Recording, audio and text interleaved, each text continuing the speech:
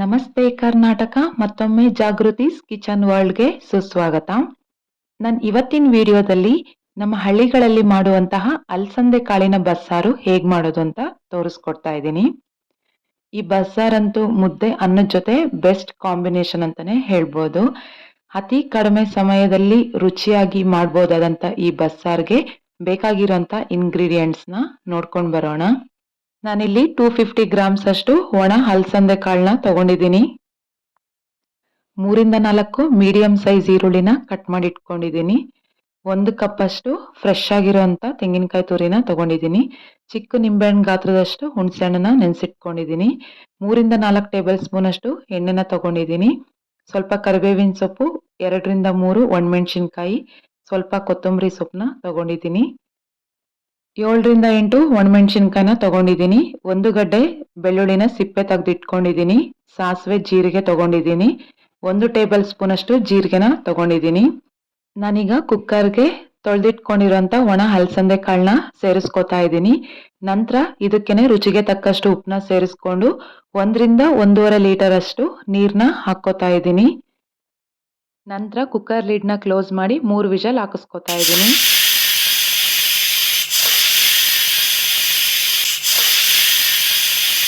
ನಾನೀಗ ಒಂದು ಬಾಣಲೆಗೆ ಒಣಮೆಣಸಿನ್ಕಾಯಿನ ಸೇರಿಸ್ಕೊತಾ ಇದ್ದೀನಿ. ನಂತರ ಇದಕ್ಕೇನೆ 1/4 ಟೇಬಲ್ ಸ್ಪೂನ್ ಅಷ್ಟು ಎಣ್ಣೆನ ಹಾಕ್ಕೊಂಡು ಲೋ ಫ್ಲೇಮಲ್ಲಿ ಕಲರ್ ಚೇಂಜ್ ಆಗೋವರೆಗೂ ಹುರ್ಕೋತಾ ಇದ್ದೀನಿ. ಖಾರ ಕಡಿಮೆ ಇರೋದ್ರಿಂದ ನಾನು ಜಾಸ್ತಿನೇ ಹಾಕ್ಕೊಂಡಿದ್ದೀನಿ. ನಿಮ್ಗೆ ಖಾರಕ್ಕೆ ಎಷ್ಟು ಬೇಕೋ ಅಷ್ಟು ಸೇರಿಸ್ಕೊಳ್ಳಿ. ನಂತರ ಇದಕ್ಕೇನೆ ನಾನು 1 ಟೇಬಲ್ ಸ್ಪೂನ್ ಅಷ್ಟು ಜೀರಿಗೆನ ಸೇರಿಸ್ಕೊಂಡು ಲೋ ಫ್ಲೇಮಲ್ಲಿನೇ ಕಲರ್ ಚೇಂಜ್ ಆಗೋವರೆಗೂ ಹುರ್ಕೋತಾ ಇದ್ದೀನಿ. ನಾನೀಗ ಕುಕ್ಕರ್ ಲಿಡ್ನ ಓಪನ್ ಮಾಡಿದ್ದೀನಿ. 3 ವಿಷಲ್ಗೆನೆ ಅಲಸಂದೆ ಕಾಳು ಸಾಫ್ಟ್ ಆಗಿ ಬಾಯ್ಲ್ ಆಗಿದೆ. ನಂತರ ನಾನು ಬೇಯಿಸಿಟ್ಕೊಂಡಿರೋಂಥ ಅಲಸಂದೆ ಕಾಳನ್ನ ಮತ್ತೆ ಅದರ ತಿಳಿ ನೀರನ್ನ ಸಪ್ರೇಟ್ ಮಾಡಿ ಇಟ್ಕೊಂಡಿದ್ದೀನಿ. ನಾನೀಗ ಸಾರಿಗೆ ಬೇಕಾಗಿರೋಂಥ ಖಾರನ ರುಬ್ಕೋತಾ ಇದ್ದೀನಿ. ಒಂದು ಮಿಕ್ಸಿ ಜಾರ್ಗೆ 1 ಕಪ್ ತೆಂಗಿನಕಾಯಿ ತುರಿಯಲ್ಲಿ ಅರ್ಧ ಕಪ್ ಮಾತ್ರ ಹಾಕ್ಕೋತಾ ಇದ್ದೀನಿ. ನಂತರ ಇದಕ್ಕೆ ಬೆಳ್ಳುಳ್ಳಿ, ಹುರಿದಿಟ್ಕೊಂಡಿರೋಂಥ ಒಣಮೆಣಸಿನ್ಕಾಯಿ, ಕೊತ್ತಂಬರಿ ಸೊಪ್ಪು, ಹುರಿದಿಟ್ಕೊಂಡಿರೋಂಥ ಜೀರಿಗೆ, ಹುಣಸೆ ಹಣ್ಣು ಹಾಕ್ಕೋತಾ ಇದ್ದೀನಿ. ನಂತರ ಇದಕ್ಕೇನೆ ಬೇಯಿಸಿಟ್ಕೊಂಡಿರೋಂಥ ಅಲಸಂದೆ ಕಾಳನ್ನ ಸೇರಿಸ್ಕೊತಾ ಇದ್ದೀನಿ. ಕಾಳು ಹಾಕೋದ್ರಿಂದ ಟೇಸ್ಟ್ ತುಂಬಾನೇ ಚೆನ್ನಾಗಿರುತ್ತೆ, ಸಾರಿನ ಥಿಕ್ನೆಸ್ ಕೂಡ ಬರುತ್ತೆ. ನಂತರ ಇದಕ್ಕೇನೆ ಕಾಳಿನ ನೀರನ್ನ ಹಾಕ್ಕೊಂಡು ನುಣ್ಣಗೆ ರುಬ್ಕೋತಾ ಇದ್ದೀನಿ. ನಾನೀಗೊಂದು ಪಾತ್ರೆಗೆ ರುಬ್ಬಿಟ್ಕೊಂಡಿರೋಂಥ ಖಾರ ಮತ್ತೆ ಸ್ವಲ್ಪ ಕಾಳಿನ ನೀರನ್ನ ಸೇರಿಸ್ಕೊಂಡು ಗಂಟಾಗದಿರೋ ರೀತಿ ಮಿಕ್ಸ್ ಮಾಡ್ಕೊಂಡಿದ್ದೀನಿ. ನಂತರ ಉಳಿದಿರೋಂಥ ಕಾಳಿನ ನೀರನ್ನ ಸೇರಿಸ್ಕೊಂಡು ಮಿಕ್ಸ್ ಮಾಡ್ಕೋತಾ ಇದ್ದೀನಿ. ನಂತರ ಕಾಳಿನ ಪಲ್ಯಕ್ಕೆ ಬೇಕಾಗಿರುವಂತ ಒಗ್ಗರಣೆನ ಮಾಡ್ಕೋತಾ ಇದ್ದೀನಿ. ನಾನೀಗ ಒಂದು ಬಾಣಲೆಗೆ ಎಣ್ಣೆನ ಸೇರಿಸ್ಕೊಂಡು ಎಣ್ಣೆ ಬಿಸಿ ಆದ್ಮೇಲೆ ಸಾಸಿವೆ ಜೀರಿಗೆನ ಹಾಕೋತಾ ಇದ್ದೀನಿ. ನಂತರ ಕಟ್ ಮಾಡಿ ಇಟ್ಕೊಂಡಿರುವಂತ ಈರುಳ್ಳಿನ ಸೇರಿಸ್ಕೊಂಡು ಮೀಡಿಯಂ ಟು ಹೈ ಫ್ಲೇಮ್ ಅಲ್ಲಿ ಈರುಳ್ಳಿನ ಫ್ರೈ ಮಾಡ್ಕೋತಾ ಇದ್ದೀನಿ. ನಂತರ ಇದಕ್ಕೇನೆ ರುಚಿಗೆ ತಕ್ಕಷ್ಟು ಉಪ್ಪು ಹಾಕೋತಾ ಇದ್ದೀನಿ. ಉಪ್ಪು ಹಾಕೋದ್ರಿಂದ ಈರುಳ್ಳಿ ಬೇಗನೆ ಬೇಯುತ್ತೆ, ಸಾಫ್ಟ್ ಆಗುತ್ತೆ. ನಂತರ ಸ್ವಲ್ಪ ಕರಿಬೇವು, ಒಣಮೆಣಸಿನ್ಕಾಯಿನ ಹಾಕೋತಾ ಇದ್ದೀನಿ. ಒಣಮೆಣಸಿನ್ಕಾಯಿ ಬದಲು ನೀವು ಹಸಿಮೆಣಸಿನ್ಕಾಯಿ ಆದ್ರೂ ಈ ಸಾರಿಗೆ ಬಳಸ್ಬೋದು.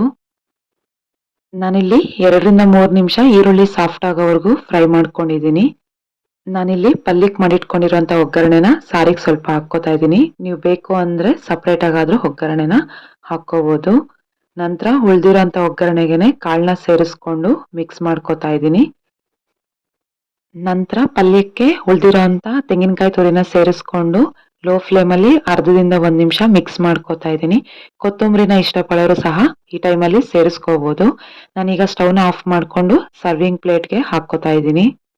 ನೋಡಿದ್ರಲ್ಲ ಸ್ನೇಹಿತರೆ, ಇವತ್ತಿನ ವಿಡಿಯೋದಲ್ಲಿ ಸುಲಭವಾಗಿ ಅಲಸಂದೆ ಕಾಳಿನ ಬಸ್ಸಾರು ಹೇಗೆ ಮಾಡೋದು ಅಂತ ತೋರಿಸ್ಕೊಟ್ಟಿದ್ದೀನಿ. ಇವತ್ತಿನ ವಿಡಿಯೋ ನಿಮಗೆ ಇಷ್ಟ ಆಗಿದ್ದಲ್ಲಿ ಒಂದು ಲೈಕ್ ಮಾಡಿ, ನಿಮ್ಮ ಅನಿಸಿಕೆಗಳನ್ನು ಕಮೆಂಟ್ ಬಾಕ್ಸ್ ಮೂಲಕ ತಿಳಿಸಿ. ಮುಂಬರುವ ವಿಡಿಯೋಗಳನ್ನು ನೀವೇ ಮೊದಲು ನೋಡಬೇಕು ಅಂದ್ರೆ ಪಕ್ಕದಲ್ಲಿ ಕಾಣಿಸುವಂತಹ ಬೆಲ್ ಐಕಾನ್ ಮೇಲೆ ಕ್ಲಿಕ್ ಮಾಡಿ. ಯಾರೆಲ್ಲ ಹೊಸದಾಗಿ ನನ್ನ ಚಾನೆಲ್ನ ನೋಡ್ತಾ ಇದ್ದೀರಾ, ಸಬ್ಸ್ಕ್ರೈಬ್ ಮಾಡೋದನ್ನ ಮರಿಬೇಡಿ. ಎಲ್ಲರಿಗೂ ಧನ್ಯವಾದಗಳು.